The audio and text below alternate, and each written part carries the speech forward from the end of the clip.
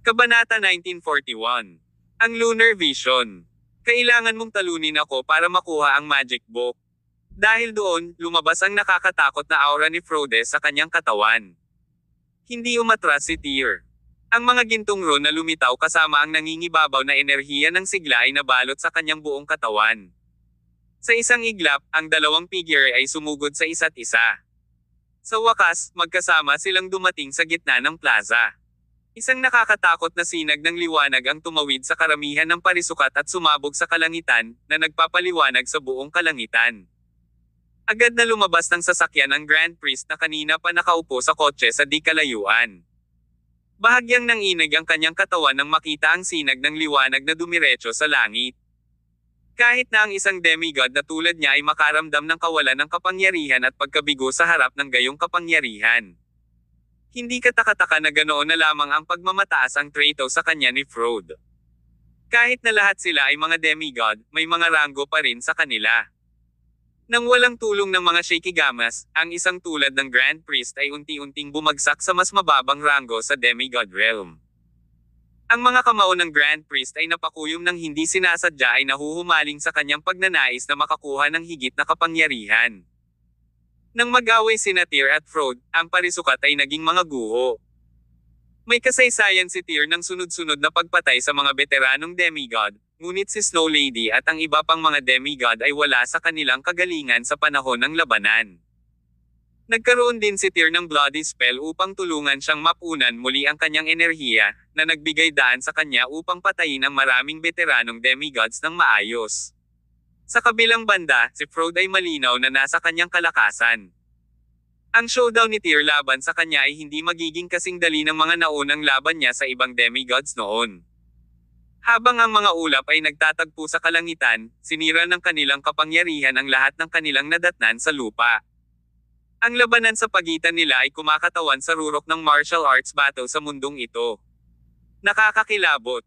Ang magkabilang panig ay nagpalitan ng libu-libong round sa loob ng ilang minuto. Ang kanilang mga figure ay kasing bilis ng dalawang laser beam at patuloy na nagbanggaan sa loob ng ilang kilometro sa isa't isa.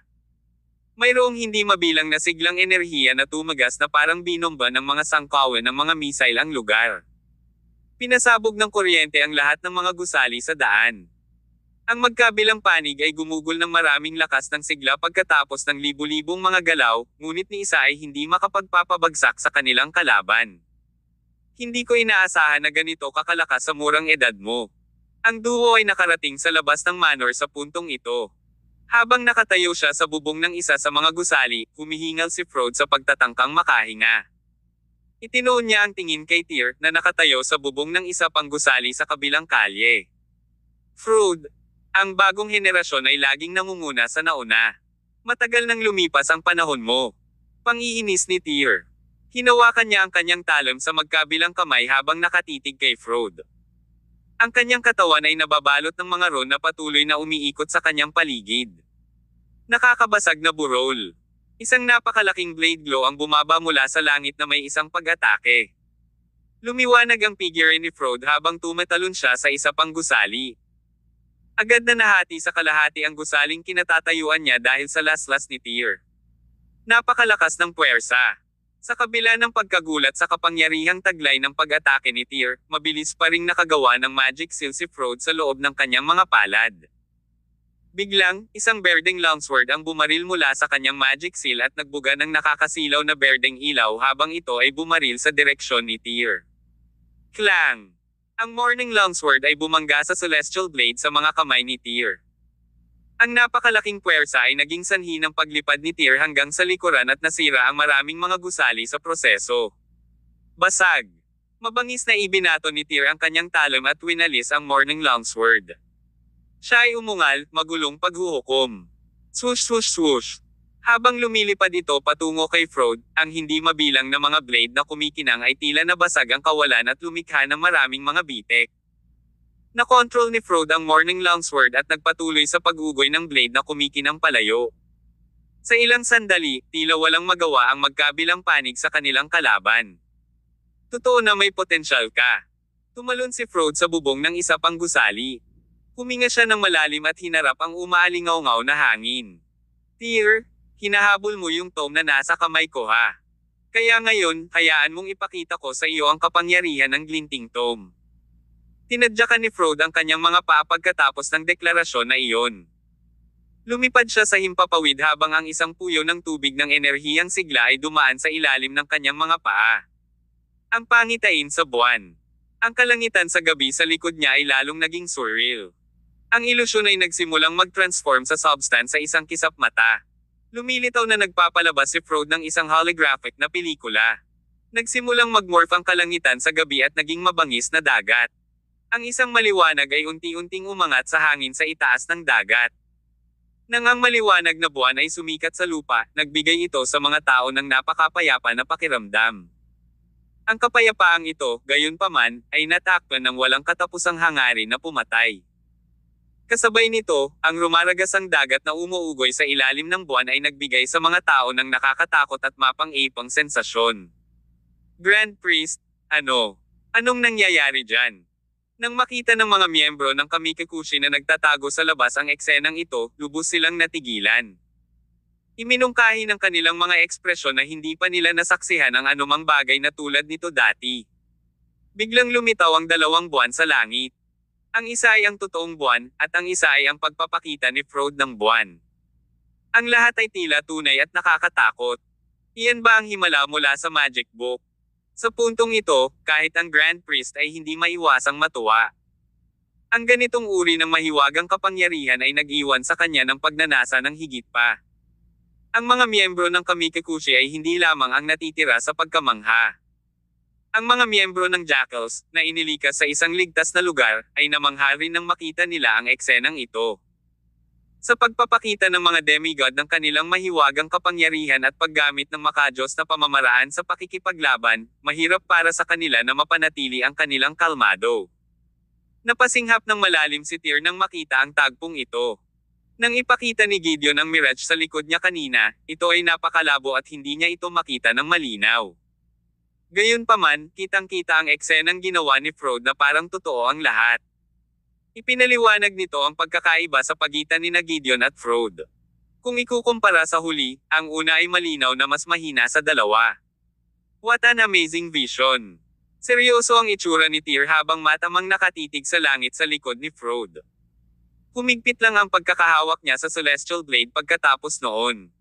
Ang sumunod na segundo, sa itaas ng rumaragasang dagat, ang buwan, na banayad at maliwanag, ay talagang naging malaking enerhiya at mabangis na pumunta kay Tyr. Patuloy na winuwagayway ni Tyr ang talim sa kanyang kamay upang kontrahin ang enerhiya ng paningin. Pagkatapos ay sumugod siya kay Frode sa napakabilis na muling nakipag-away sa kanya. Kabanata 1942. Slaying Frode.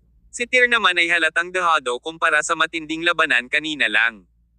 Hindi na nakalaban si Frode kay Tyr ng harapan. Sa halip, lumayo siya sa kanya at inatake ang kanyang karibal na remotely, gamit ang kapangyarihan ng kanyang paningin. Ang pangitain ay tila mula sa ibang mundo, at ang kapangyarihang nakapaloob dito ay walang limitasyon. Si Tyr ay unti-unting napagod, ngunit si Frode ay nasa kanyang kalakasan. Hindi napigilan ni Frode na tumawa ng matagumpay habang pinagmamasdan si Tyr na pilit lumalaban. Oh ha ha. Tyr, kapag nasa likod ko ang mundong ito, ako ang Panginoon. Maaari kong maubos ang isang walang katapusang halaga ng energy mula sa paningin. Maaga o huli ay magpapatalo ka sa pagod. Paano mo ako gustong ipaglaban? Panay ang hingal ni Tyr habang inaalalayan ang sarili gamit ang isang kamay sa lupa. Nagpakawala siya ng isa pang lasla sa pagtatangkang putulin ang kanyang kalaban gamit ang napakalaking blade glow na iyon, ngunit nalabanan ito ng lakas na nakuha ni Frode mula sa rumaragasang dagat. Hindi napigilan ni Frode ang pagtawa. Siya ay may tiwala na sa pamamagitan ng paggamit ng pamamaraang ito, inilagay niya ang kanyang sarili sa isang walang kapantay na posisyon. Are you attempting to steal the tome from me, Tyr? Sino ka sa tingin mo? Pinatay mo ang apo ko sa tuhod. Sinabi ko na sa'yo noon na sisirain kita. Sa pamamagitan nito, gumawa si Frode ng isa pang magic seal gamit ang kanyang kamay. Kaagad, isang napakalaking itim na dragon ang bumangon sa kalangitan mula sa karagatan sa likuran niya, at ang maliwanag na buwan sa kalangitan ay umalangaw-ngaw sa dagendong ng dragon. Ang bulong na dragon. Dagandong dagandong dagandong. Ang napakalaking itim na dragon na iyon ay tumalon mula sa paningin na may isang mabangis na dagandong habang ito ay humahangos patungo sa Tyr. Isang kakaibang ngiti ang gumuhit sa labi ni Tyr sa harap ng malalakas na mapang-ipong puwersang ito. He wondered loud, "Are you really invincible? That 5 books. They contradict each other. Unfortunately for you, my Soul Eater Grimoire is the bane of your glinting tome." Magulong paghuhukom. Muli namang ikinaway ni Tyr ang Celestial Blade, hindi na pinipigilan ang kanyang lakas sa sandaling iyon. Ang kislap ng talam ay kumikinang ng maliwanag, na nabasag ang itim na dragon na sumusugod sa kanya. Kapansin-pansing nagbago ang ekspresyon ni Frode nang makita niya ang pagtaas ng tubig sa laban. Wala siyang ideya kung bakit gagawin ni Tyr ang ganoong bagay. Pareho silang demigods. Pagkatapos ng napakaraming round, halos matansya nila kung gaano karaming lakas ang natitira sa kanilang kalaban. Ang kasalukuyang sitwasyon ni Tyr ay nagdidikta na ang mga galaw na ginamit niya para sa pilitang pagdurog sa itim na dragon ay ang mga uri ng mga galaw na gusto niyang gawin sa kanya. Si Tyr ay nasa isang sitwasyon kung saan ang lahat ng kanyang kapangyarihan ay naubos pagkatapos niyang gawin ang mga galaw na iyon. Ang kanyang kapangyarihan ay mauubos hanggang sa punto ng pagbawa sa kanya sa pag-aaksaya. Si Frode, sa kabilang banda, ay maaaring umasa sa paningin sa likod niya upang patuloy na sumipsip ng kapangyarihan. Dahil doon, tiyak na napahamak si Tyr. Nag-iingat si Frode sa kanyang karibal dahil ang huli ay tila hindi siya gagawa ng mga ganoong matinding pamamaraan. "Sinusubukan mo bang ibagsak ako sa iyo, Tyr?" Walang kabuluhan. Walang pakialam si Frode sa kung ano paman. Pinakilos niya ang kapangyarihan mula sa paningin sa likuran niya para salakayin si Tyr. Lalong lumakas ang pagkabalisa sa puso ni Frode nang palapit ang huli sa kanya. Naisip niya, ano ang sinusubukang gawin ng taong ito? Bloody spell. Pagkatapos, sumambulat si Tyr sa isang dumadagandong na dagandong. Isang napakalaking itim na puyo ng tubig ang lumitaw sa itaas ng kanyang ulo, na tumataas sa kalangitan habang ito ay lumaki. Ano ba yan? Marahas na lumiit ang mga mata ni Frode nang maramdaman niyang unti-unting nababawasan ang enerhiya sa kanyang paningin. Agad na napalitan ng gulat ang kanyang sentido. Ang lunar vision ay naging lalong mali-mali at hindi makatotohanan. Pagkatapos, nagsimula itong maging mas ilusyon at transparent. Naabsorb ng puyo ng tubig ni Tyr ang paningin sa loob ng ilang minuto. Ang kanyang unang pagkahapo ay nawala, dahil ang pagsipsip ay agad na nagpabata sa kanya at napuno siya ng enerhiya. Patuloy ang pagbuhos ng Tyrannical Vitality Energy sa kanyang katawan habang nakakuyom ang kanyang mga kamao. Mukhang bumalik na rin siya sa kanyang prime. Imposible. Ito ay ganap na imposible. Hindi makapaniwala si Frode na totoo ang lahat ng ito. Masyadong kakaiba ang pagbabago ni Tyr sa kanyang mga mata. Malinaw na naubos ang lakas ni Tyr kanina lang. Paano niya naibalik ang kanyang lakas at kapangyarihan? Nais ni Frode na ipakita muli ang lunar vision, ngunit laking gulat niya nang matuklasan niyang naubos na niya ang lahat ng kanyang kapangyarihan.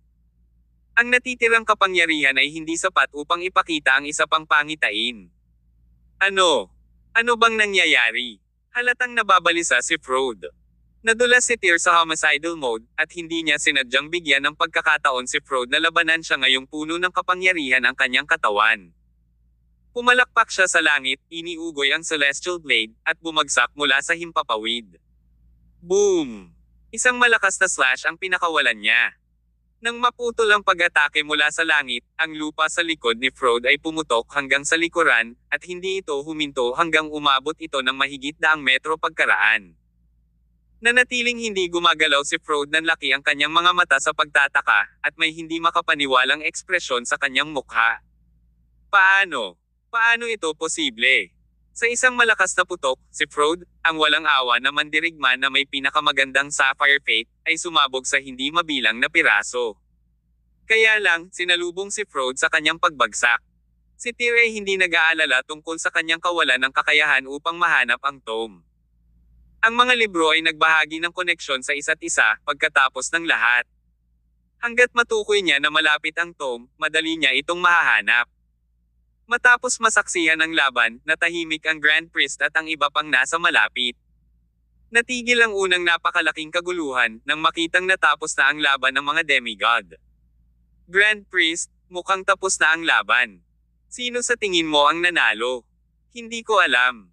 Umiling ang dakilang pari at tumitig sa direksyon ng larangan ng digmaan. Natahimik siya ng ilang saglit na parang may iniisip. Matapos masaksihan ang nakakatakot na salpukan kanina, napagtanto niyang hindi niya maabot ang nakakatakot na lakas ni Tyr at Frode. Kahit na ang kanyang Shikigamas ay hindi pinatay ni Spartacus, imposibleng mapantayan niya ang kapangyarihan ni Tyr at Frode, lalo pa sa kanyang kasalukuyang estado. Isa pa rin siyang demigod kahit na may mga ranggo sa loob ng demigod realm. Ang agwat sa pagitan ng mga demigod ay hindi kailanman kasing lapad ng pagitan ng mga demigod at mga mandirigma ng transformation. Ito ay isang labanan sa pagitan ng dalawang demigod sa tuktok ng mundo. Sa isang sitwasyon kung saan ang kanilang kapangyarihan ay pantay-pantay, kahit na ang isa sa kanila ay manalo, ang isa ay malubhang masugatan. Bukod dito, pagkatapos talunin ng isang karibal na may pantay na lakas, ang kapangyarihan ng mananalo ay lubos na mauubos.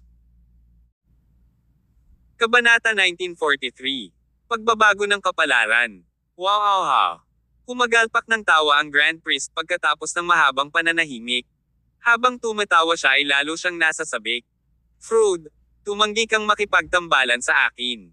Tingnan mo kung saan kanya nakuha. Ngayon, ikaw at si Tyr ay parehong nasa disadvantageous na sitwasyon, ngunit ako ay nasa aking kalakasan. Paano ka makakalaban sa akin? Sumama ka sa akin. Utos ng Grand Priest habang kumpiyansa siyang humakbang pasulong. Patayin natin sila at kunin ang kanilang mga libro. Nagulat ang mga ahenteng iyon, ngunit alam nila ang ibig sabihin ng Grand Priest. Tuwang-tuwa ang lahat. Isa-isa, ang mga ahenteng iyon ay nagsimulang bumilis ng kanilang mga lakad, sprinting ng mabilis hanggat kaya nila patungo sa manor. Ipinikit ni Tyr ang kanyang mga mata at ginamit ang kanyang mga libro para maramdaman ang pagkakaroon ng ikatlong libro pagkatapos patayin si Frode. Hindi nagtagal ay napagtanto niyang nakatago ang tome sa bundok sa likod ng manor.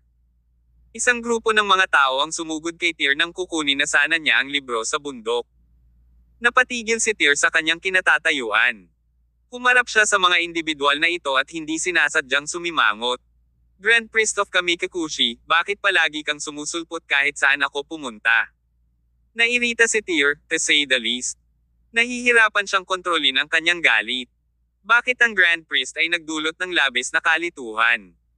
Una siyang nagpakita sa Sacred Mountain, pagkatapos ay sa God Valley, na mauunawaan ni Tyr dahil ang dalawang lokasyon ay malapit sa bansa niya, ngunit nasa malayong bansa na sila ngayon. Sinusundan pa rin siya nitong matanda. Lalong naging mabangis ang apoy sa mga mata ng Grand Priest. Tyr, hindi ko inaasahan na mapapatay mo si Frode. Bulalas niya. Siyempre, higit sa guro ang estudyante. Kapuri-puri ang performance mo. Ano ang sinusubukan mong gawin? Malamig na tanong ni Tyr. Wala siyang balak na kausapin ang Grand Priest. Wow! Hindi mo ba alam kung bakit ako pumunta dito? Tumawa ng malakas ang Grand Priest, hindi inilihim ang kanyang ambisyon. Ayon sa alamat, ang pagkolekta ng 5 libro ay maaaring gawing Panginoon ang isang tao. Kapag naisama na ang libro ni Frode, dapat may 3 libro sa kabuuan, di ba? Napaka-ambisyosa mo. Talaga bang magsisikap ka para lang mangolekta ng 5 libro? You wanted to take the books from me. Grand Priest, hindi mo ba alam ang sarili mong lakas? Madilim na tanong ni Tyr. Wow! Tyr, tama ka. Sabi ng Grand Priest, tumatawa pa rin ng matinis. Mababa ang lakas ko kaysa sa iyo at kay Frode.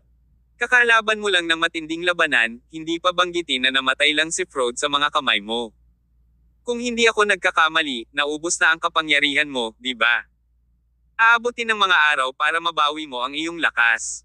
Paano mo ako lalabanan kung ang iyong lakas ay nauubos na? Dapat mong ibigay sa akin ang lahat ng mga libro ng buhay. You want my books? Naningkit ang mata ni Tyr, sige. Halika at kunin mo. 2 kumikinang na magic book ang nakasabit sa palad ni Tyr sa isang alon. Nang makita ng dakilang pari ang mga aklat, natuwa siya. Gayunpaman, hindi lang siya ang labis na natuwa. Parehong masigasig ang mga katabi niyang ahente. Iyon ang mga maalamat na magic books. Ang isa ay maaaring maging isang Panginoon sa pamamagitan ng pagkolekta ng lahat ng 5 aklat. Hahaha. Tyr, isa kang matalinong tao, kung tutuusin. Ipinagpalagay ng Grand Priest na natakot si Tyr nang makita niyang walang pag-aalinlangan na ipinakita ni Tyr ang mga libro. Kung tutuusin, ang isang regular na manlalaban ay mauubos ang kanilang sigla pagkatapos ng pakikipaglaban nila kay Frode. Grand Priest, narinig mo na kung mangolekta ka ng 5 libro, maaari kang maging isang Panginoon, ngunit alam mo ba na ang mga aklat na ito ay ipinanganak mula sa Celestial Dynasty's Lock? Ang mga diskarte ay maaari lamang linangin ng mga may pinakamahusay na Sapphire Fate.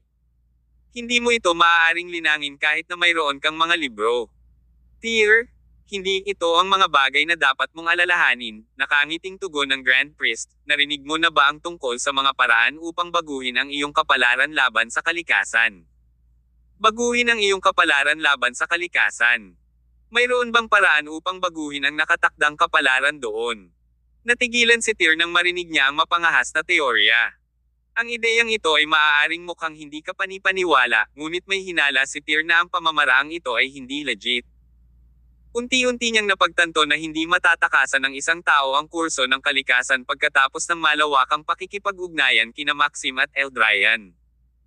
Kung ang isang tao ay gagawa ng isang bagay na tulad nito nang sapilitin, sila ay haharap sa isang nakakatakot na backlash.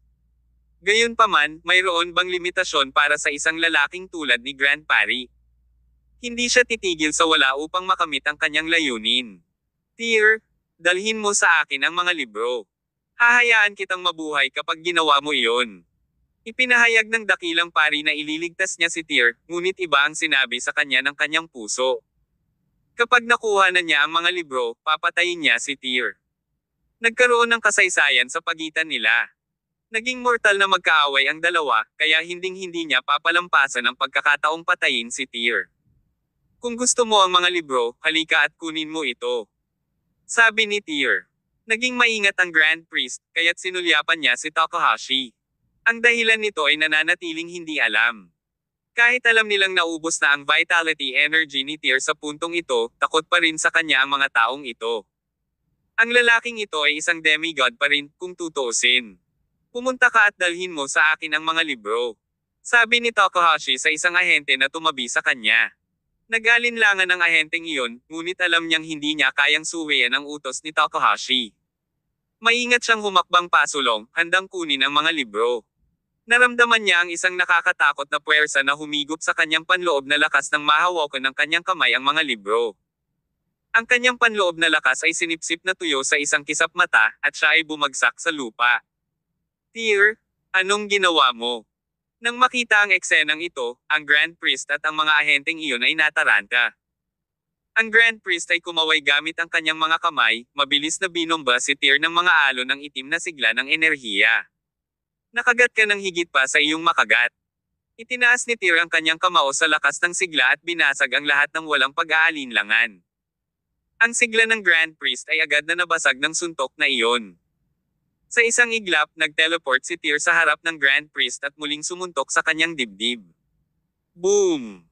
Ang lupa sa kanilang agarang paligid ay nag-crack sa isang malakas na bomb. Napatalo ng Grand Priest sa suntok ni Tyr. Naapektuhan ng mga ahenteng iyon sa lugar at mabilis na bumagsak sa lupa. Swoosh swoosh swoosh! Ang Grand Priest ay bumulwak ng isang subo ng dugo habang ang kanyang siglang enerhiya ay kumupas. Yo yo yo! Yor! Bulalas niya habang hindi makapaniwalang nakatitig kay Tyr. Imposible ito. Paano ito posible? Ang puso ng Grand Priest ay napuno ng pagkabigla na hindi maipaliwanag ng mga salita. Si Tyr at Frode ay nakipag-away kanina, at malinaw na ang laban ay naubos ang kanyang sigla. Gayunpaman, bakit napakalakas pa rin niya? Kabanata 1944. Humanap ng maliit na kita, habang hindi pinapansin ang mas malaking panganib. Nang ibalik ng Grand Priest ang kanyang tingin kay Tyr, nakaramdam siya ng kawalan ng lakas at galit. Nakakatakot talaga ang binata sa edad na 30s. Ang kanyang puso ay napuno ng kawalan ng pag-asa. Paano niya nagawang kalabanan si Tyr ng ganito? Ano ang nagbigay sa kanya ng lakas ng loob na subukang pagnakawan si Tyr ng kanyang mga libro? Maituturing siyang napakaswerte kung matagumpay siyang makatakas ng buo ang kanyang buhay. Pigilan mo siya. Isang malakas na dagandong ang sumabog mula sa Grand Priest. Mabilis siyang umikot at tumakas, ngunit ang mga ahenteng iyon ay hindi nakapag-react sa oras. Balak ni Tyr na habulin siya, ngunit sa wakas ay pumasok ang mga ahenteng iyon upang makialam sa pagtatangkang pigilan siya. Mayroon silang ganap na pananampalataya sa Grand Priest, pagkatapos ng lahat. Sa kanilang palagay, ang dakilang pari ay kanilang Panginoon, kaya't mahigpit nilang susundin ang kanyang mga utos. Paano magiging katapat ni Tyr ang mga ahenteng ito kahit na sila ay mga nangungunang mandirigma ng transformation? Casual na naglunsad ng Psalm attack si Tyr, na ang bawat isa ay nagresulta sa pagkamatay ng isang ahente. Sa loob ng ilang segundo, napatay ang mga ahenteng ito. Kahit na ang mga ahenteng ito ay napatay sa loob ng ilang segundo, binili nila ang Grand Priest ng ilang time upang tumakas. Hindi nagmamadali si Tyr sa kabila ng napansin niyang daan-daang metro ang pagtakas ng Grand Priest. Ganoon din ang sitwasyon noong hinahabol niya si Gideon noon. Ipinatupad ni Tyr ang 9 steps to disorientation, dahilan para mawala siya sa lugar at nagsimulang humabol sa Grand Priest. Ikaw ay isang kasuklam-suklam na langaw, Grand Priest. Aba, dahil maraming beses kang nagpakita para inisin ako, tutulungan kita sa pamamagitan ng pagpupuna sa iyo mula sa mukha ng planetang ito ngayong gabi. Mabilis siyang naabutan ni Tyr. Tinutukan niya ng sampal ang Grand Priest. Isang kakilakilabot na surge ng vitality energy ang bumalot sa kanyang kaaway sa sandaling iyon. Ang Grand Priest ay lumipad palabas bilang isang resulta. Bigla siyang tumalikod at nagpatawag ng napakalaking itim na multo upang magsilbing kanyang kalasag. Ang itim na multo, na 12 metro ang taas, ay gumawa ng isang nagbabantang kilos na para bang ito ay isang halimaw na pinakawalan mula sa malalim na hukay. Sinubukan ng Grand Priest na gamitin ang multo para atakihin si Tyr, ngunit nabasag ito ng suntok ni Tyr. Mabilis na sinunog ng una ang kanyang likas na enerhiya sa pamamagitan ng pagpapakita nito sa isang itim na Lernine Hydra upang kagatin si Tyr dahil sa desperasyon. Isang Lernine Hydra. Naramdaman ni Tyr ang alon ng pang-aapi sa kanya. Habang ang napakalaking Lernine Hydra ay naglunsad ng pag-atake sa Tyr, nagpakawala ito ng dagendong. Inilabas ni Tyr ang Celestial Blade at binasag ang ilang snakeheads ng sunod-sunod. Bagamat ang halimaw ay mahina sa harap ni Tyr, binigyan nito ang Grand Priest ng maraming oras upang tumakas. Ang dakilang pari ay nakadagan na ng daan-daang metro sa puntong ito. Nagdusa siya ng malubhang pinsala matapos ipakita ang Lernine Hydra hanggang sa punto kung saan halos wala na siyang buhay. Sa ngayon, wala siyang lakas para magmalasakit sa maraming bagay. Isa lang ang nasa isip niya, at iyon ay ang tumakas. Kahit anong mangyari, hindi siya papayag na maabutin siya ni Tyr. Sa tingin mo makakatakas ka. Sa isang laslas, tinadtad ni Tyr ang Lernine Hydra. Bigla niyang naramdaman ang ilang malalakas na aura sa paligid niya. Ang mga aura na iyon ay patuloy na gumagalaw patungo sa Manor tulad ng gusto niyang habulin at patayin ang Grand Priest. Ano ito? Biglang nalaglag ang puso ni Tyr. Wala siyang pagnanais na habulin ang Grand Priest, ngunit bigla siyang tumalikod at tumakbo patungo sa Manor. Sunod-sunod na lumitaw ang ilang figure sa tarangkahan ng Manor. Ang mga taong ito ay pinangangalagaan ng isang energy barrier na napakakapal na imposibleng sabihin ang kanilang kasarian o edad sa mata. Mayroong 3 bilang sa kabuuan. Kapag nagkita sila, nagpapalitan lang sila ng tingin na para bang tahimik silang nalalaman ang layunin ng isa't isa. Ang mga figure na iyon pagkatapos ay tumakbo patungo sa bundok sa likod ng Manor sa napakabilis na bilis. Umaalingaw-ngaw ang hangin sa gabi. Gumalaw ang 3 sa biyaya ng mga magnanakaw. Nang makarating sila sa ibaba ng bundok, tumigil sila at tumangala sa kuweba na nasa kalagitnaan ng bundok.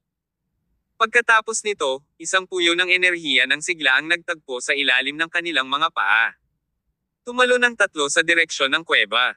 Lahat silang 3 ay mga demigod. Nang walang pag-aalinlangan, ang mga demigod na ito ay nakatanggap ng balita na si Tyr ay lalaban kay Frode dito. Ang layunin ng kanilang pagdalaw ay kapareho ng sa Grand Priest. Nais nilang samantalahin ang sitwasyon ni Tyr at Frode upang makakuha ng bentahe para sa kanilang sarili. Hindi nagtagal ay dumating ang 3 sa kuweba. Isang blade glow ang bumaril mula sa malayo nang sumugod na sila sa kuweba upang kunin ang libro. Ito ay naglaslas sa kalangitan ng gabi, na nagdulot ng isang nakakatakot na puwersa patungo sa kanila. Silang 3 ay sumailalim sa lubhang mapang ipong puwersa. Nang ang blade glow ay sumabog sa kanila, lahat sila ay kumalat sa lugar. Nahati ang kuweba sa ningning ng talim na iyon. Isang malakas na putok ang narinig, na sinundan ng pagtaas ng itim na liwanag na haligi sa kalangitan. Isang itim na libro ang nakitang lumilipad sa langit habang nakakulong sa haligi. Ang kumikinang na Tom. Ang trio na kumalat sa lugar ay pumailan lang sa ere nang makita nila ang librong ito. Lumitaw si Tyr sa napakahalagang sandali na ang kanyang katawan ay napapaligiran ng mga gintong ron. Siya ay naging isang stream ng liwanag habang siya ay nagmamadaling umakyat sa Tom. Lahat ng apat na demigod ay sabay-sabay na sumugod sa Tom. Apat na alon ng nakakatakot na sigla ng enerhiya ang nag-intertwined at sumabog sa hangin. Ang mga figure na iyon ay sumabog sa paanan ng bundok nang ang enerhiya ay nawala. Hinawakan ni Tyr ang Tom at lumipad papunta sa tuktok ng bundok. Halos hindi ko na napansin ang isang mas malaking panganib sa paghahanap ng maliit na pakinabang. Akin ang Tom. Kung hindi ka natatakot sa kamatayan, halika at kunin mo ito mula sa akin. Umalangaw-ngaw ang boses ni Tyr sa kalangitan. Ang tatlong demigod na iyon na nakatayo sa paanan ng bundok ay tumangala kay Tyr, na nakatayo. Lumiwanag sa kanilang mga mukha ang pagtataka, na sinasalamin ang ekspresyon ng Grand Priest na puno ng pagtataka. Ilang minuto lang ang nakalipas. Malinaw na naglalaban sina Tyr at Frode para sa kanilang buhay, kanina lang iyon. Hindi na iwasan ng una na masugitan kahit na mas malakas siya kay Frode. Higit sa lahat, ito ay isang labanan sa pagitan ng mga demigod, at ang lakas ng sigla ni Tyr ay kailangang maubos ng husto. Bakit mukhang nasa kalakasan pa rin ang lalaking ito? Kumuha siya ng elixir. Duda ako na ang kanyang lakas ay maaaring mapunan sa lahat ng oras. Ang isa sa mga demigod ay tumangging mailigaw ng mga kamalian. Siya ay sumugod patungo sa tuktok, na nakayuko sa paghamon kay Tyr. Ang huli, sa kabilang banda, ay tumama bago pa man siya nakarating sa tuktok ng bundok. Masyadong mapangapi ang mga taktika ni Tyr na ang demigod na ito ay hindi makatagal ng 3 galaw bago siya sabog mula sa summit. Yaong mga hindi natatakot sa kamatayan, umakyat na kayo. Hinawakan ni Tyr ang Tom sa isang kamay at ang Celestial Blade sa kabilang kamay. Nanatiling malupit at makapangyarihan ang kanyang tono. Hindi na nangahas ang tatlo na kumilos ng padalos-dalos matapos masaksihan ang eksena. Masyadong kahanga-hanga ang track record ni Tyr. Madalas niyang pinapatay ang ilang veteranong demigod sa isang hilera. Hindi lang magkasunod na napatay niya ang 2 demigod mula sa Jackals, kundi nasugatan din niya ang Grand Priest ni Kamikikuchi ilang sandali pa. Batay sa kanyang lakas, siya ay dapat na isa sa pinakamakapangyarihang demigods. Magkasama man sila, baka hindi sila magkatugma ni Tyr. Higit pa rito, hindi sila miyembro ng same group, at naging mahirap para sa kanila na makipagtulungan ng patago, lalo na kapag inuuna nila ang kanilang sariling agenda. Magkasama man sila pansamantala, mahihirapan pa rin silang talunin si Tyr. Kabanata 1945. Isang panahon ng kapayapaan at kaunlaran. Dahil ang lahat ng naroon ay isang demigod, hindi sila hanggal na malaman na sila ay dehado. Alam na alam nila na kahit na manalo sila sa laro sa huli, maaaring nasa malaking panganib ang kanilang buhay. Walang saysay na ipagsapalaran ang kanilang buhay sa isang libro. Bukod dito, wala sa kanila ang ipinanganak na may pinakamagandang Sapphire Fate. Kung magtagumpay sila sa pag-agaw ng aklat, maaari nilang ibigay ito sa kanilang mga kapantay sa kanilang organisasyon, o maaari nilang ipagpalit ito sa ibang mga demigod na nangangailangan nito.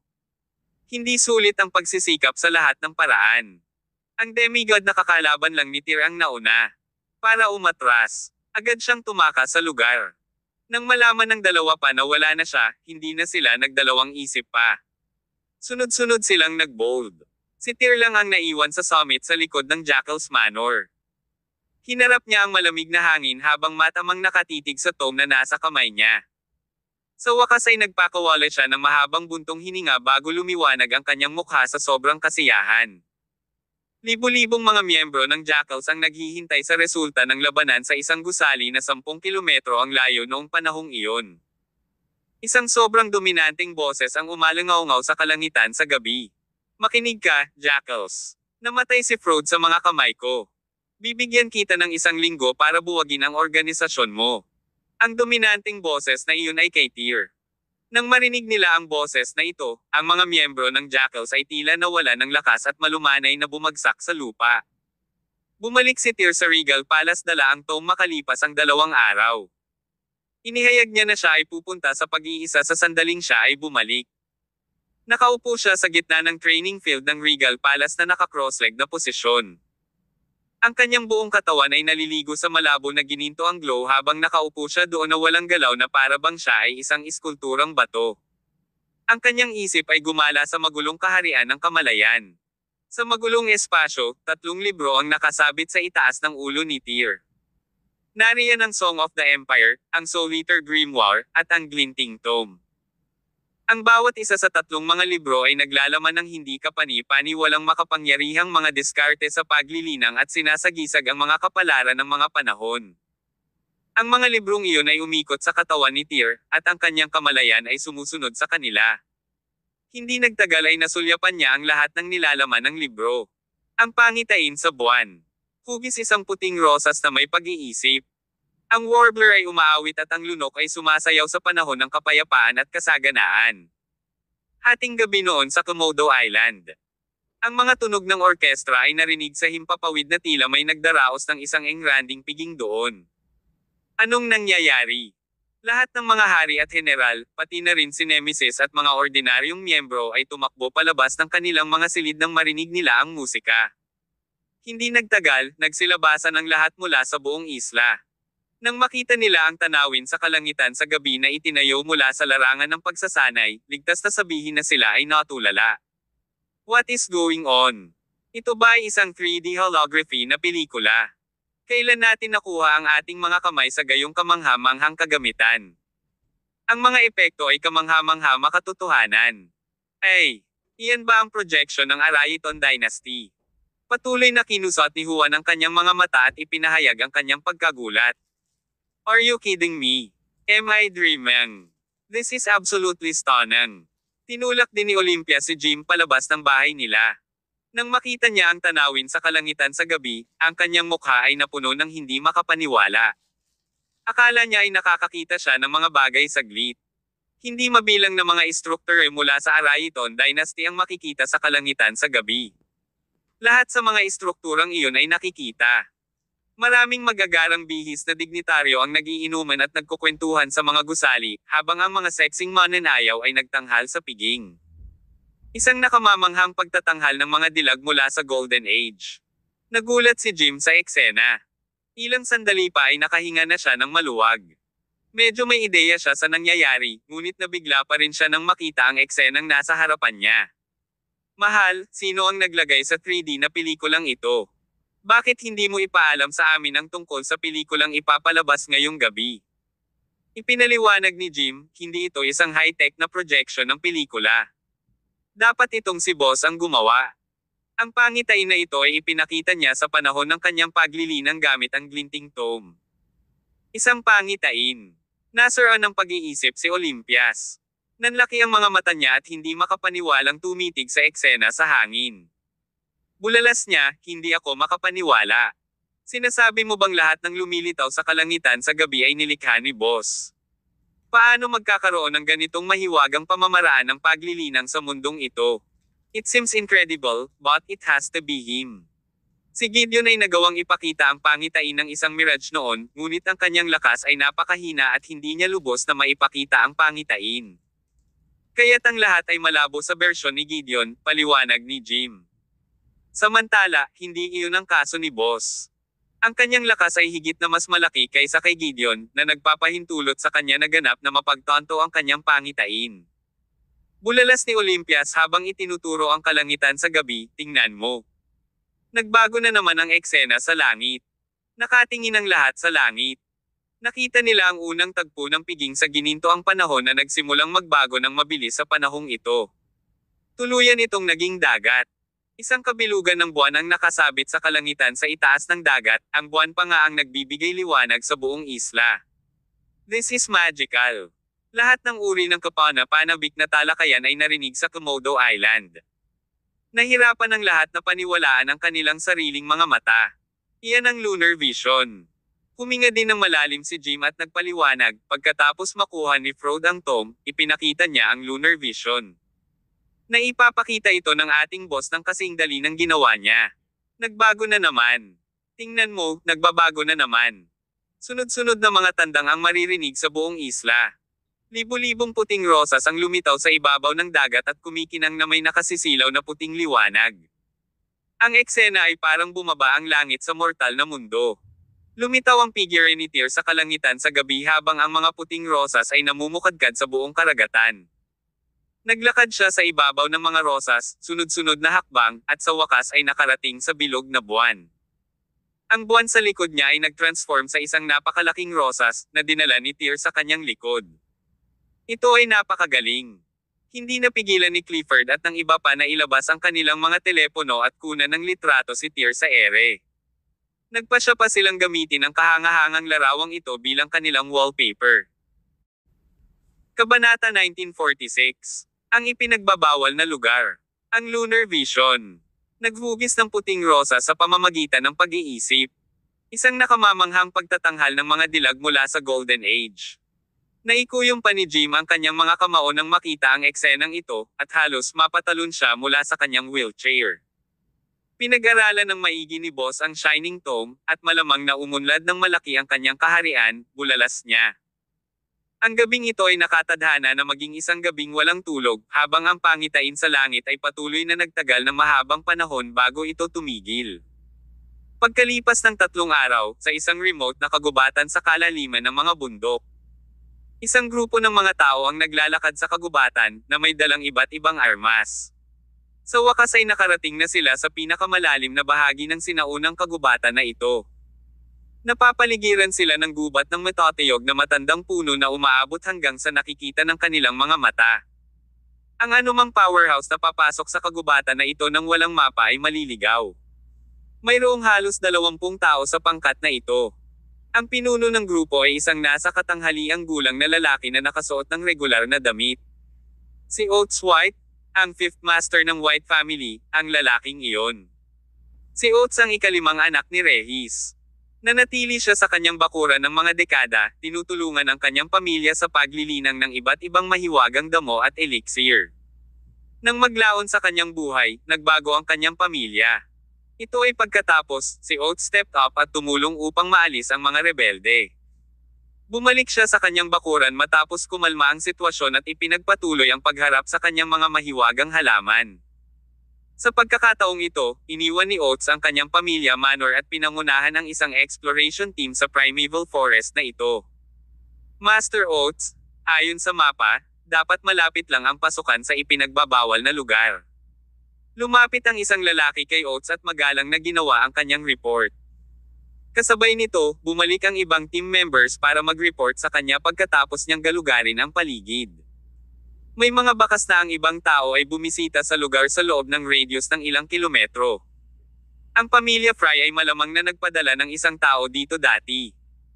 Ang mapa na hawak nila noon ay ang pinilit ni Regis na ibigay sa kanya ng pamilya Fry. Ito ay sinasabing isang mapa ng Forbidden Place, na naglalaman ng maraming mahiwagang mapagkukunan pati na rin ang mga kayamanan na naiwan ng mga sinaunang Panginoon. Matapos matanggap ang map, mabilis na nagpadala si Regis ng isang koponan sa lugar. Pagkatapos ng sumtot, nagpasya siya na ang kanyang ika-5 anak na lalaki, si Oates, ang magiging pinakamahusay na kandidato para mamuno sa exploration team. Si Oates, bilang panimula, ay bihasa sa iba't ibang mahiwagang halaman. Masasabi niya kung aling mga mahiwagang halaman ang pinakamahalaga pagkatapos na makapasok sa bawal na lugar at maiuwi ang mga ito. Pangalawa, napatunayang siya ay isang may kakayahang powerhouse. Sa pangkalahatan, siya ang pinakakwalipikadong kandidato para pamunuan ang koponan sa Forbidden Place. Oo, magiliw na tumango si Oates. Pagkatapos noon, naglabas siya ng photocopy ng mapa. Naglaan siya ng oras sa pag-aaral ng mapa bago lumipad diretso sa tuktok ng isang malaking puno. Matapos niyang pagmasdan ang lugar mula sa isang mataas na lugar, nagkaroon ng magaspang na ideya si Oates sa terrain. Tumalon siya mula sa mataas na puno at nagutos sa mga lalaking katabi niya. Bumuo ka ng 5 at maglakad ng 300 metro sa 4 na direksyon sa timog, silangan, kanluran, at hilaga, ang utos niya. Sa sandaling makita mo ang flare na pinaputok ko sa langit, kailangan mong agad na bumuo ng isang formasayon upang masira ang mahiwagang selyo. Oo, Master Oates. Ang grupo ng 20 ay sumunod sa utos ni Oates at naghiwa-hiwalay sa napakabilis na bilis sa buong lugar. Personal na pinamunuan ni Oates ang isang grupo ng mga lalaki at tumakbo ng 300 metro sa kanluran. Sa wakas, huminto ang grupo sa harap ng isang malaking puno. Iginuhit muli ni Oates ang mapa. Inutusan niya ang mga subordinate sa likod niya na maglabas ng flare gun at iputok ito sa langit pagkatapos makumpirma ang mga coordinate. Ang flare ay maaaring hindi malinaw na nakikita sa mata ng ito ay sumabog sa kalangitan sa kagubatan na ito, kung saan natatakpan ng mga puno ang buong kalangitan. Buti na lang at hindi masyadong malayo ang kanilang mga posisyon sa isa't isa. Habang sumiklab ang flare, nagsimulang maglagay ng mahiwagang selyo ang lahat, na nagresulta sa 4 na sinag ng puting liwanag na bumaril sa kalangitan. Ang mga sinag ay nagsimulang mag-intertwine sa isa't isa, na bumubuo ng isang napakalaking mahiwagang selyo na nagsimulang bumaba mula sa langit. Sa isang malakas na putok, nagsimulang yumanig ng husto ang mga puno sa kagubatan. Maya-maya, may lumabas na green vortex sa gitna. Lahat, nasira na ang enchantment. Magtipon kayong lahat sa gitna. Sa sobrang bilis, ang 4 na grupo ay sumugod hanggang sa berdeng puyo ng tubig sa gitna.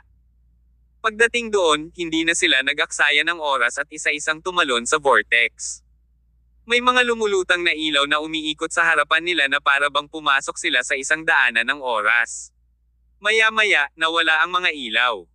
Ang grupo ay pumasok sa ibang mundo. Nahulog sila mula sa langit.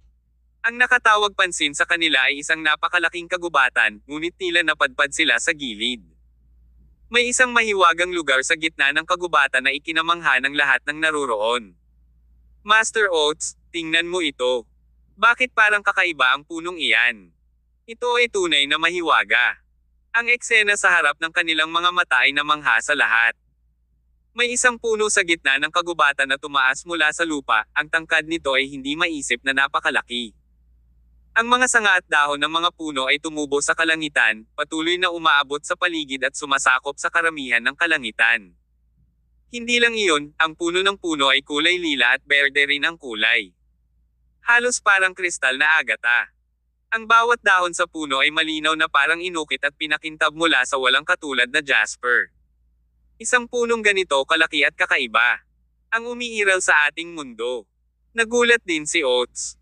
Sa kanyang buhay, nalantad siya sa iba't ibang mahiwagang damo at puno, ngunit hindi pa siya nakakita ng gayong mahiwagang puno.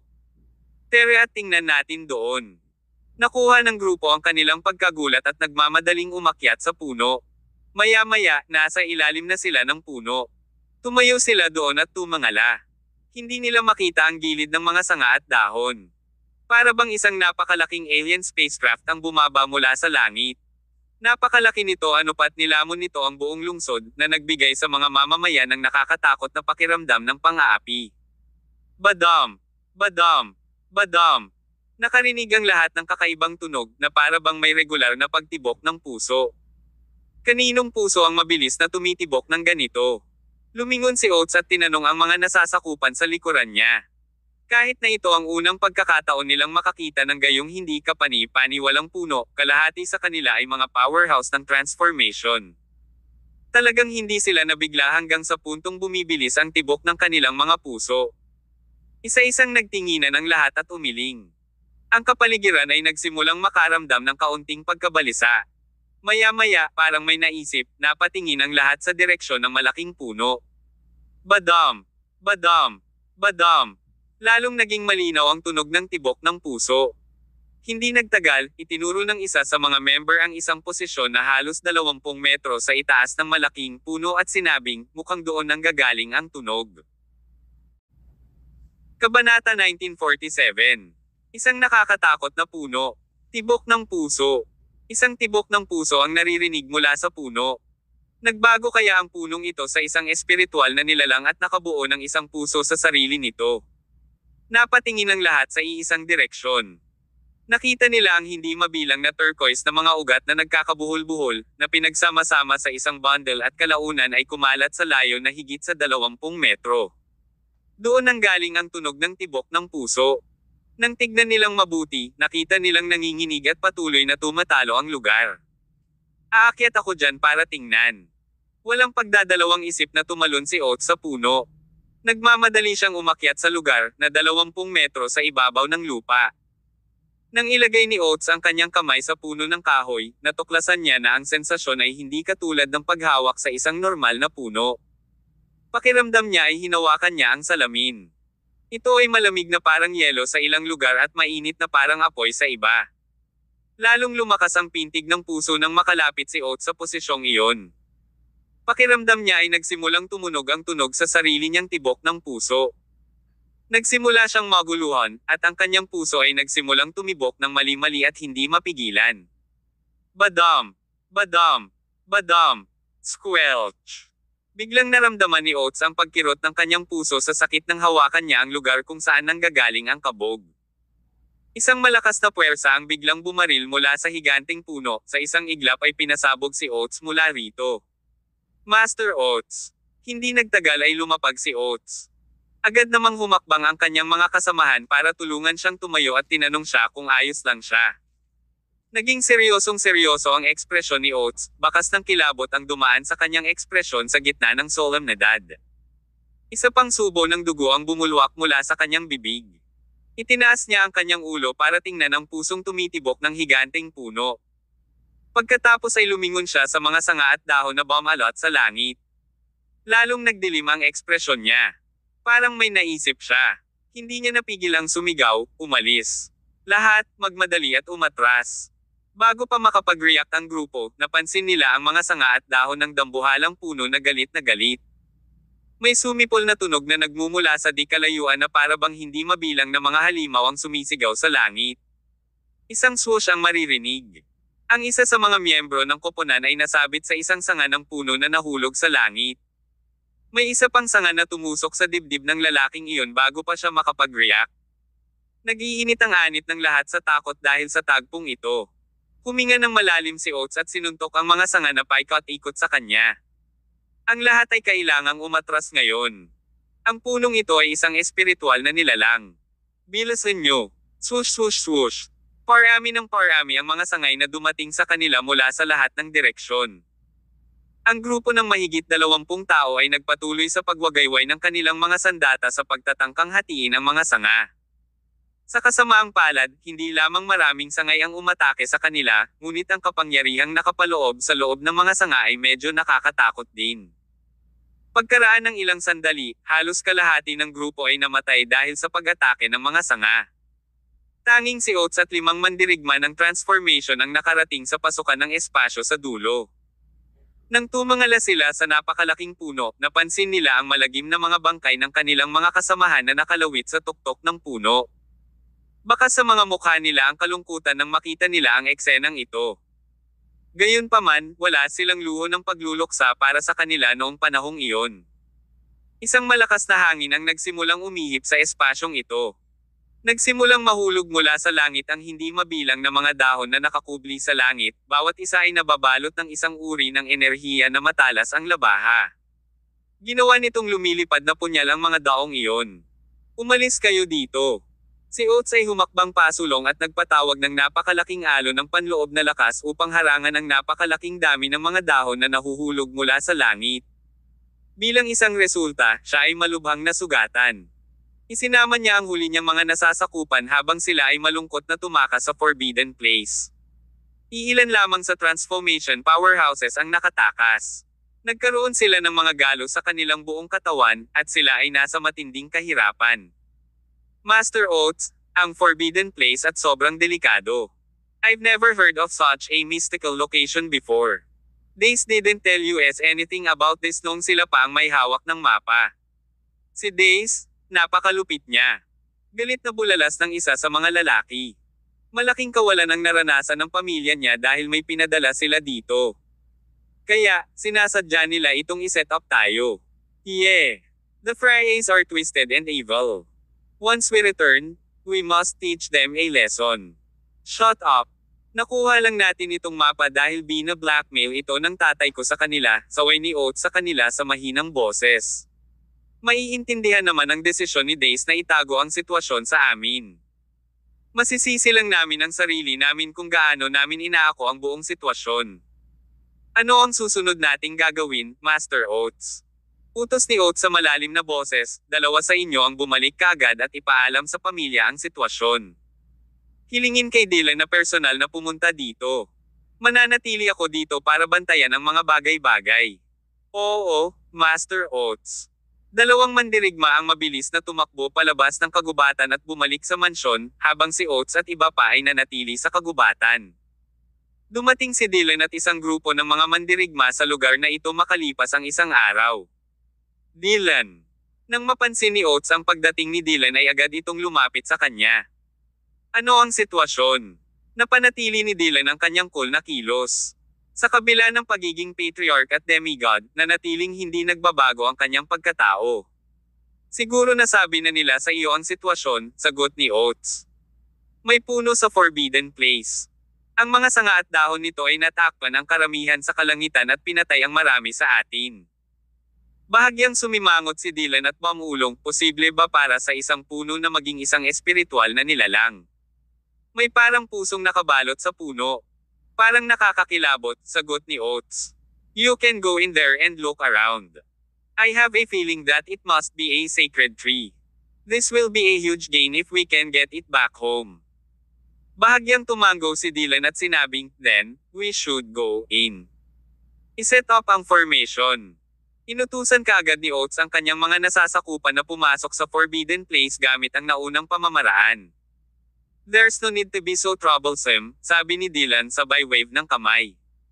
Sa gayon, sinundan ni Dylan ang lokasyon sa mapa at pumasok sa pasukan ng mag-isa. Itinaas niya ang kanyang mga kamay, at lumipad ang isang pulutong ng mga dahon, na bumubuo ng isang baha ng enerhiya ng espada na sumabog sa pasukan. Boom boom boom. Pagkatapos ng sunod-sunod na boom, biglang lumitaw ang pasukan sa harap ng lahat. Get in. Lumipad sa kalawakan si Dylan. Siya ang unang tumalon sa entrance, habang si Oates at ang iba ay nakasunod sa likuran niya. Hindi nagtagal, lahat sila ay pumasok sa Forbidden Place. Nang makita ni Dylan ang higanting puno sa unang pagkakataon, namangha siya sa eksena. Ang punong ito ay tunay na napakalaki at mahiwaga. Manatili ka rito habang sinusuri ko. Ito. Kabanata 1948. Ang espiritual na nilalang. Hindi nangahas si Dylan na maging pabaya pagkatapos ng nakaraang karanasan ni Oates at sa iba pa. Lumapit siya sa higanting puno ng may pag-iingat. Nang lumakad si Dylan sa lugar na nilalamon ng higanting puno, napansin niyang tila may kakayahang makadama ng panganib ang higanting puno. Ang mga sanga at dahon sa himpapawid ay nagsimulang umindayog ng marahas ng bigla. Ito ay tumugon sa parehong paraan tulad ng dati, naghagis ng napakalaking dami ng mga dahon kay Dylan na parang lumilipad na punyal. Whirling slice. Utos ni Dylan at bahagyang humakbang pasulong. Kasunod nito, isang patay na dahon ang tumaas mula sa lupa, na agad na binalot ng lakas ng espada. Pinasabog ni Dylan ang mga daong ito sa kayaig ng mga dahon na dumating sa kanya mula sa langit. Boom boom boom. Daan-daang dahon ang sumabog sa kalapit na lugar ni Dylan. Sa kabilang banda, ginamit niya ang kanyang makapangyarihang sword energy upang hampasin ang higanting puno at nagpatuloy sa unahan. Habang papalapit siya sa mga ugat ng higanting puno, hindi mabilang na mga sanga ang nagsimulang mag-ugoy, na gumagawa ng nagbabantang mga kilos habang inilunsad ng puno ang pag-atake nito kay Dylan. Sword of Grace. Marahas na nanginig ang katawan ni Dylan, at ang espadang dala niya sa kanyang likod ay umugang at pumailan lang sa langit. Hindi nahulog ang espada sa kamay ni Dylan. Sa halip, umikot ito sa kanyang katawan, pinuputol ang anumang sanga na nagtangkang umatake sa amo nito. Nagulat ang lahat nang makita ang eksenang iyon. Nagtaka sila, ito ba ang lakas ng isang demigod? Ang isang transformation powerhouse tulad ni Oates ay nabugbog ng husto ng higanteng punong ito dati, dahil hindi niya napigilan ang mga pag-atake nito. Si Dylan naman ay madaling nilabanan ang puno na para bang hindi ito nagpaparamdam sa kanya. Walang magawa ang higanteng puno para pigilan siya. Hindi nagtagal ay dumating si Dylan sa mga ugat ng puno at nakatayo doon. Walang tigil na tumibok ang hugis pusong bagay na nakabalot sa ball, na matatagpuan 20 metro sa itaas niya. Ang tunog na inilabas nito ay medyo nakakagulat. Naaninag ni Dylan ang lakas ng sigla sa ilalim ng kanyang mga paa at lumukso sa lugar ng puso ng higanteng puno ng walang karagdagang pagkaantala. Nang umakyat siya sa puno, isang nakakatakot na puwersa ang sumabog sa kanya. Ang sitwasyon ay katulad ng naranasan ni Oates noon, kung saan puwersahang kinuha ni Dylan ang putok at lumipad palayo. Dylan. Nang makita ito, nagulat ang lahat. Agad silang sumugod kay Dylan. I'm fine. Bumagsak si Dylan sa lupa, ngunit hindi siya mukhang nasaktan ng husto. Huminga siya ng malalim at ibinalik ang tingin sa tumitibok na puso sa puno. Napakalakas ng bagay na iyon, pagtatapos niya. Nagbago ba ang higanteng punong ito sa isang espiritual na nilalang? Iyan ba ang puso ng puno? Kahit ang isang katulad mo ay nahihirapang labanan ang puwersang iyon. Nagtatakang tanong ni Oates. Hindi ako sigurado. Umiling si Dylan. Pinagdikit niya ang dalawang daliri niya at winagayway iyon. Pagkatapos sumayaw sa paligid ng kanyang ulo ng 2 beses sa isang hilera, ang espada ay lumipad patungo sa higanteng puno. Isang malakas na puwersa ang biglang hamarang sa espada ng 1 metro ang layo nito sa puso. Ang espada ay lumipad pabalik sa mga kamay ni Dylan sa isang iglap na nagpasimangot sa kanya ng malalim. Kamusta na? Tanong ni Oates. Ayoko. Bago pa matapos ni Dylan ang kanyang pangungusap ay nagsimulang manginig ang lupa sa ilalim ng kanyang mga paa na parang may lindol sa sandaling iyon. Nagsimulang lumitaw ang mga siksik na bitek sa lupa. Daan-daang turkesa na baging ang nakausli mula sa mga bitek na nakasalo kay Dylan at iba pa. Ang puno ay nagsimulang umuuga ng marahas sa parehong oras. Maraming dahon ang nahulog mula sa langit, bawat isa ay naglalaman ng napakalakas na puwersa. Tila galit na galit ang higanteng puno sa ginawa ni Dylan. Inilabas nito ang lahat ng lakas para ilunsad ang pinakamabangis na pag-atake sa kanila sa puntong ito. Arg! Walang katapusang hiyawan ang maririnig. Ilang mandirigma ang nasawi sa mga pool ng kanilang sariling dugo. Earth Sword. Umungol si Dylan. Ang Earth Sword mula sa 3 Sword Scriptures ay nagliyab mula sa kanyang espada. Nabasag ng espada ni Dylan ang hindi mabilang na bitek sa lupa halos agad-agad. Kasunod yun, bumuhos ang sword energy na bumalot sa katawan ni Dylan at bumuo ng napakalaking sword storm. Sumunod ka sa akin. Ungol ni Dylan sa mahinang boses. Ang sword storm ay patuloy na nagpapalihis sa mga atake ng higanteng puno na nakatutok sa grupo. Kaya lang, pinabalik niya ang lahat sa pasukan. Natalo muli ang halos kalahati ng kanilang koponan. Mukhang napakaseryoso sa puntong iyon. Ang bagay na ito ay nakakatakot. Isang bakas ng kakila-kilabot ang nagsimulang pumalit sa mga isipan ng mga mandirigmang iyon. Sa labas ng mundo, ang mga mandirigmang ito ay itinuturing na mga first class na powerhouse, ngunit hindi nila inaasahan na matatalo sila ng isang puno. Ni hindi mo matatalo ang punong ito, Dylan. Tanong ni Oates na bahagyang hindi nasiyahan sa kinalabasan. Ang puno na ito ay naglalaman ng hindi kapani-pani walang malakas na enerhiya, paliwanag ni Dylan, gayunpaman, ito ay isang puno lamang kahit gaano pa ito kalakas. Hindi natin ito madaliin. Kakailanganin natin ng ilang oras upang malaman kung anong mga katangian ang taglay ng punong ito. Dapat tayong maging matyaga kung nais nating makakuha ng anumang bagay mula sa ipinagbabawal na lugar. Dahil doon, umupo si Dylan na naka-cross-legged sa lupa para ayusin ang kanyang paghinga. Hinimok niya, ipaubaya mo sa akin ang lahat. Ang iba sa inyo ay hindi katugma sa punong ito. Lahat kayo ay hindi dapat masyadong lumapit dito. Samantala, mayroong isang sinaunang istruktura na matatagpuan sa isang mabuhangin na lugar. Ang lokasyong ito ay malapit sa isang disyerto, at ang lugar na ito ay natatakpan ng dilaw na buhangin halos araw-araw. Ang istrukturang ito ay nasa loob ng maraming siglo. Ang angkan na Sum-Akop sa Manor ay isa sa pinakamakapangyarihang angkan sa sinaunang martial arts world. Ito ang base camp ng pamilya Fries, isa sa 9 creeds ng komunidad. Isang high-performance na SUV ang papunta sa Manor habang papalubog ang araw sa lupaing ito. 2 hilera ng malalalim na skid mark ang naiwan ng mabibigat na gulong sa buhangin. Sa wakas, huminto ang sasakyan sa isang bukas na lugar malapit sa Manor ng Fries. 3 tao ang tumalon palabas ng sasakyan nang mabuksan ang pinto. Para silang mga dayuhan sa unang tingin. Ang isa sa kanila ay isang lalaking kalahating hubad, maganda ang pangangatawan. Natatakpan siya ng buhok sa katawan na halos isang daliri ang haba. Ang makapal na lalaki na ito ay mukhang mabangis at magaspang. Ang pangalawang lalaki ay isang binata sa edad na 30s. Nakasuot siya ng tuxedo at fedora, at nagkataon na may hawak siyang wand. Siya ay nakasuot ng napaka-gentleman na paraan. Ang huling lalaki ay isang matandang lalaki na may rickety figure. Nakasuot siya ng itim na balabal, at mukhang mahigit 100 taong gulang na siya. Bumaba ang tatlo sa sasakyan, humarap sa buhangin na lumilipad sa direksyon nila, at naglakad hanggang sa manor. Ang mga gulong ng kotse ay may kakayahang mag-iwan ng 2 hanay ng mga skid mark sa buhangin, ngunit ang tatlo ay hindi nag-iwan ng anumang mga bakas ng paa habang sila ay pumasok sa manor. Katatapos lang ni Dace ng isang round ng cultivation training sa loob ng manor.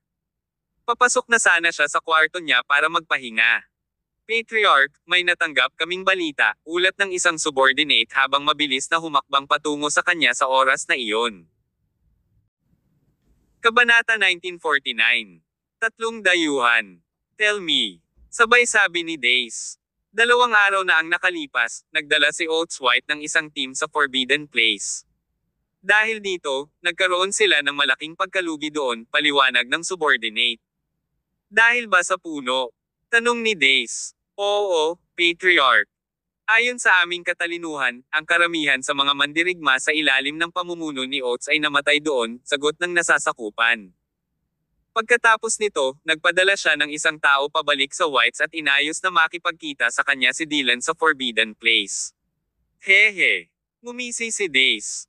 Hindi pa nila nadidiscover ang nakakakilabot na bahagi ng punong iyon. Kahit personal na maglakbay doon ang Sword Warrior, sigurado akong magkakaroon siya ng malubhang pinsala. Ha. Akala ng matandang fox na iyon ay makakahanap siya ng kayamanan mula sa Forbidden Place sa pamamagitan ng pag-agaw ng mapa sa atin. Si Regis ay walang kaalam-alam na ang Forbidden Place ang magiging huling pahingahan ni Dylan. Gusto kong makita kung ano pa ang magagawa ng mga White. Umasa at ipagmalaki sa sandaling sinipa ni Dylan ang balde. Nagtanong ang subordinate Patriarch, kailan dapat kumilos ang ating mga tao? Walang nagmamadali. Siguradong magtatagal si Dylan sa Forbidden Place na iyon, paliwanag ni Dace. Ang aming kupunan ay maaaring pumunta doon kapag siya ay pagod na, at lahat ng kanyang gagawin ay magiging paan ng pusa para sa amin. Sa puntong ito, medyo naging excited si Dace to the point na parang nasisiraan na siya ng bait. Baka sa mukha ng subordinate na iyon ang pag-aalala. Pinaalalahanan siya, bukod kay Dylan, ang manugang ng mga White ay isang demigod din. Malakas din ang partnership nila sa Regal Palace. Magiging masama ba ang organisasyong iyon sa ating pamilya kung matuklasan nila na naani natin ang mga bunga ng kanilang pagpapagal? Ano ang kinakatakutan mo? Bagamat si Jim ay ang White son-in-law, siya rin ang makapangyarihang demigod ng Dragon Squad at ang Lord of Red Tower, malamig na paliwanag ni Dace. Kapag miyembro siya ng Dragon Squad, kailangan niyang sundin ang mga patakaran. Bukod doon, binigay lang namin sa mga White ang mapa. Hindi ko sinabi sa kanila na ibibigay ko sa kanila ang buong Forbidden Place. Lahat ng tao ay may karapatang tuklasin ang lugar. Dahil hindi makuha ng mga White ang kayamanan sa lugar na iyon, maaari naming makuha ito gamit ang aming sariling mga pamamaraan ay walang autoridad na magsalita tungkol sa paksa. Lalong na-excite si Dace. Higit pa rito, ang puno sa Forbidden Place ay walang pag-aalinlangan na ang pinakamahalagang kayamanan sa mundo. Magagawa nating alagaan ang ilang demigod sa maikling panahon kung makukuha natin ang puno. Kasama ang ating mga ninuno, ang Regal Palace ay walang laban sa atin. Patriarch, maaari mo bang sabihin sa akin kung anong uri ng puno iyon? Hindi napigilan ng nasasakupan na kiligin ng marinig ang plano ni Dace. Ano ang dahilan kung bakit espesyal ang puno? Nagdilim bigla ang ekspresyon ni Dace. Kinastigo niya ang kanyang nasasakupan na may masamang tingin, huwag kang magtanong tungkol sa mga bagay na hindi mo dapat alam. Oo, sir. Sige, umalis ka na. Get me more intel on the situation in the Forbidden Place. Ipasa mo ang order ko at utusan ang lahat ng mga mandirigma na maghanda. Kapag tama na ang oras, maglalakbay tayo sa Forbidden Place. Upang makuha ang kayamanan. Oo, Patriarch. Nang kausap pa lang ni Dace ang kanyang nasasakupan, biglang bumukas ang tarangkahan ng manor ng isang malakas na pagsabog. Mabilis na sumunod ang walang katapusang screams. Anong nangyayari? Biglang nagbago ang ekspresyon ni Dace nang marinig ang kaguluhan na nagmumula sa labas. Isang grupo ng mga powerhouse ni Freyes ang sumugod kay Dace na may mga buntot sa pagitan ng kanilang mga binti. Sinabi nila sa kanya, Patriarch, may nangyaring masama. Hindi namin mapigilan ang ilang napakalakas na dayuhan na pumasok sa ating asyenda. Ano? Dayuhan? Saang bansa galing ang mga hamak na yan? Sumigaw si Dace, tiyak na mayroon silang mga bowang bakal na papasok sa aking manor at napakasamang pag-uugali sa harap ng isang credo. Isang nakakabinging sigaw ang pinakawalan ni Dace. Sa eksaktong pagkakataong iyon, isang pulutong ng mga mandirigma ang sumugod sa kanya. Bukod kay Dace, halos 30 mandirigma ang nagpakita sa wakas. Sila ang pinakamahuhusay na mandirigma ng transformation na nagkataong naging tagapag-alaga din ng mga Freyes. Lumabas si Dace sa matinding galit sa ilalim ng kasama ng mga mandirigmang iyon. Hindi pa siya nakakalayo nang mapansin niya ang isang matipunong dayuhan na papalapit sa kanya. Isang kumot ng balahibo sa katawan ang tumakip sa kanyang katawan at nagbigay kay Dace ng impresyon ng isang mabangis na hayop. Binasag ng lalaking iyon ang isang gusali at gumuho sa pamamagitan ng suntok. Natigilan si Dace at ang kanyang mga kasamahan nang makita ang tagpong ito. Ang ikinagulat nila ay hindi lamang ang lakas ng matipunong lalaki, kundi pati na rin ang aura na ipinalabas niya. Nanginginig sa takot ang lahat ng nasa kwarto. Maaaring mga demigod sila.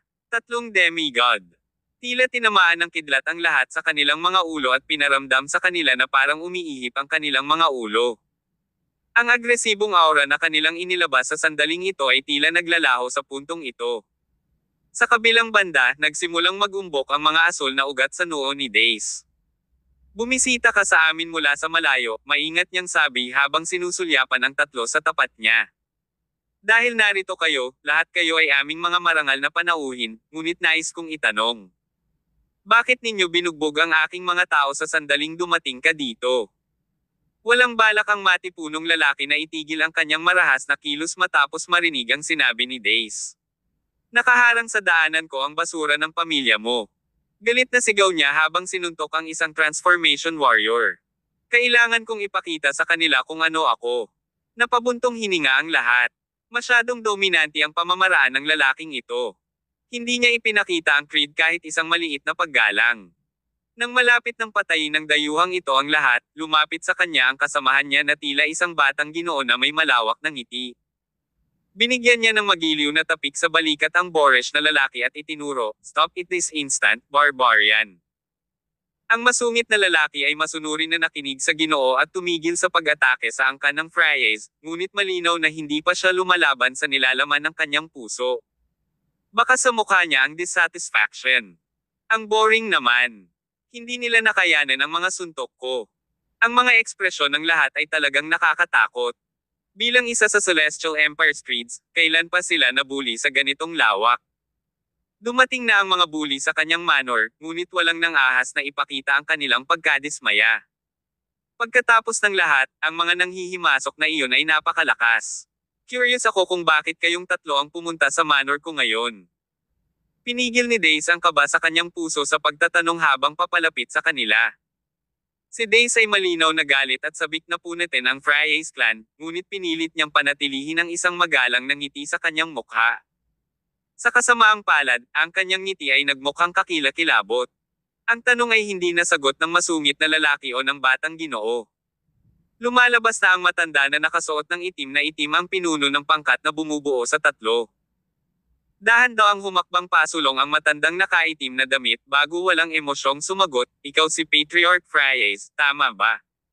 Naparito kami para kunin ang mapa na nasa iyo." Kabanata 1950. Alisin ang mapa. Ang mapa. Biglang nagbago ang ekspresyon ng mukha ni Dace nang marinig ito. Natulala siya on the spot. Ang mga dayuhang ito ay naglakbay ng libu-libong kilometro para lang makuha ang mapa mula sa Freyes. Ang dating pagkuha ni Dace ng mapa ay hindi lihim sa komunidad, ngunit bihira itong nakakuha ng atensyon ng mga taga-ibang bansa. Ano ang nagpasigurado sa kanila na ang mapa na ito ay nasa kanya? Hindi lamang iyon, ngunit ang trio ay binubuo rin ng mga demigod. Ang mapa mismo ay walang espesyal. Ano ang makakatawag ng atensyon ng 3 dito?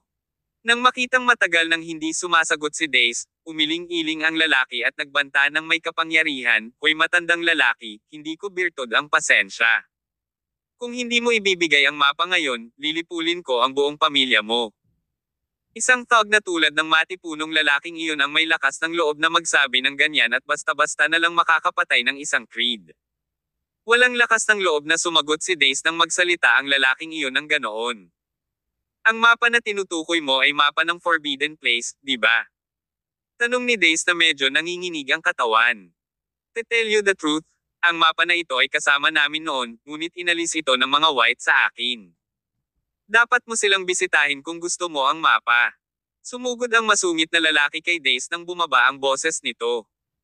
Sinakal niya ang huli at isinandal sa pader sa likuran niya. Isang malakas na kalabog ang narinig, at ang pader ay natamba. Isang mahinang ungol ang pinakawalan ni Dace, at damaloy ang dugo sa buong mukha niya. Patriarch. Nang makita ito ng mga mandirigmang Freyes, sila ay nagalit at sumugod patungo sa lalaki. Pinaglalaruan mo ba ako, matanda?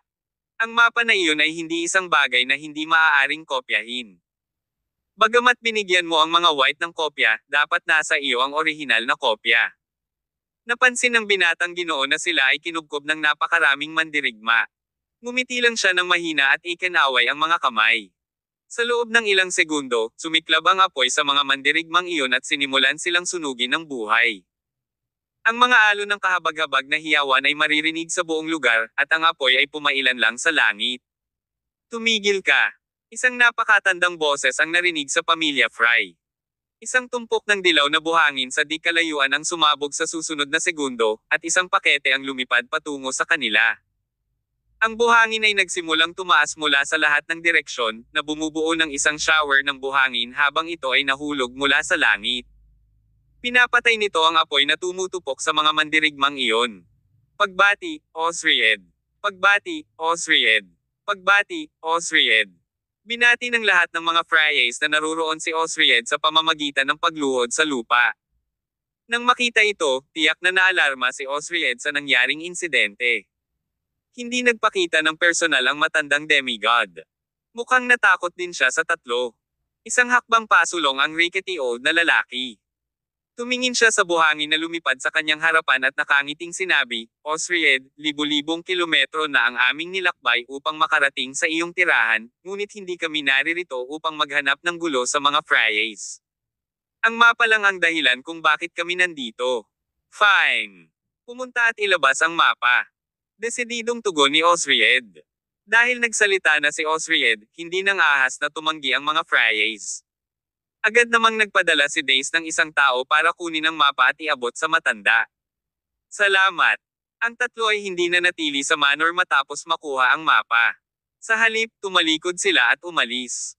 Ang mapang ipon kapangyarihan na bumalot sa Freyes Manor ay unti-unting naglaho matapos ang kanilang sasakyan ay tuluyang nawala. Namumutla pa rin si Dace.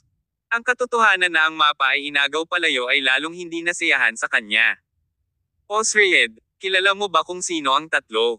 Nanginginig pa rin ang katawan ni Dace sa puntong ito. Nakatingin siya sa direksyon kung nasaan si Osried habang tinatanong niya iyon. Walang puwersang nakapaglagay ng tatlong demigod sa ikalawang daigdig, sagot ni Osried mula sa kawalan. Napakahiwaga ng background ng trio, at nagtataglay sila ng kahangahangang lakas sa pakikipaglaban. Isang buntong hininga ang pinakawalan ni Osried. Dace, itigil mo na ang pakikisangkot sa usapin tungkol sa Forbidden Place. Ganyan na lang ba tayo susuko? Naikuyom ni Dace ang kanyang mga kamao, ang pag-aatubili ay bumaha sa kanyang puso. Kung hindi mo gagawin, ang pamilya natin ay haharap sa mapaminsalang kahihinatnan. Samantala, 2 araw at 2 gabi nang nakikipaglaban ang mga white sa dambuhalang puno ng Forbidden Place.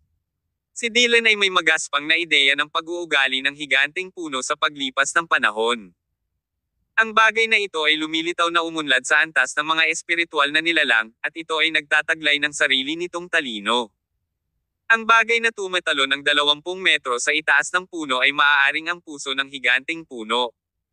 Ang lahat ng ito ay tila napaka-creepy. Nagkaroon ng lahat ng uri ng kababalaghan sa mundong ito. Talaga bang may mga engkanto sa mundong ito? Pagkatapos nilang mag-away ng 2 araw, ayaw na ni Dylan na maghintay pa. Tito Oates, ang bawat bahagi ng higanteng punong ito ay isang kayamanan. Anumang mga dahon ng puno, sa aking palagay, ay higit na mahalaga kaysa sa mga mahiwagang halamang gamot na maingat na nilinang ng ating pamilya hanggang ngayon. Ang mga ugat at puno ng kahoy ay may maraming espiritual na kapangyarihan. Kung maibabalik natin ang punong ito, ang kahalagahan nito ay katumbas ng mga siglo na halaga ng mga mapagkukunan. Huminga ng malalim si Oates, halata sa mukha niya ang gulat at hindi makapaniwala. Ginugol niya ang kanyang buong buhay sa pagharap sa mga mahiwagang damo at elixir. Kailan pa siya nakakita ng kahit anong nakakatakot gaya ng mahiwagang punong ito? Paano natin dadalhin ang punong ito pauwi? Tanong ni Oates. May isang uri ng spatial relic sa mundong ito, sagot ni Dylan. Sinasabing isang sinaunang Panginoon ang nagpanday ng God Talisman. Kahit ano ay maaaring ilagay sa espasyong ito basta't malaki ang espasyong ito. Mukhang pamilyar si Oates sa kayamanang iyon, ngunit paulit-ulit niyang umiling at sumagot, wala tayong kayamanan na iyon. Tama ka. Imposibleng madala natin ang punong ito pauwi, paliwanag ni Dylan. Sa kasong ito, kailangan nating manirahan para sa mas kaunti. Maaari nating putulin ang punong ito at ibalik ito ng pira-piraso. Naputol sana ang buhay ng higanteng punong ito kung pinutol nila ito. Nangangahulugan ito ng malaking kawalan, ngunit wala silang ibang mga pagpipilian. Dahil hindi nila ito maalis, ang pangalawang pinakamagandang bagay na magagawa nila ay putulin ang puno gaya ng sinabi ni Dylan, at pagkatapos ay ihatid ito pauwi ng magkakasunod-sunod. You guys should leave this forbidden place for now. It's not that easy to deal with this tree. I will do my best para mabunot ito. Kung mananatili kayong lahat dito, nag-aalala akong maapektuhan kayo. Sige. Umalis silang lahat sa Forbidden Place nang walang pag-aalinlangan. Sa Forbidden Place, tumayo si Dylan sa ilalim ng malaking puno na nakabunot ng espada. Ang mga dahon na nakatikip sa langit sa itaas ng kanyang ulo ay nagbigay sa kanya ng matinding pang-aapi. Pagkatapos ay ipinatawag ni Dylan ang bawat onsa ng kanyang lakas ng sigla. Tila naramdaman ng higanteng puno ang kanyang nakamamatay na aura. Alam nitong ilalabas na ng kalaban nito ang kanyang nakakamatay na suntok. Ang napakalaking puno ay nagsimulang yumanig ng marahas halos kaagad. Lahat ng nilalang ay magiging espada.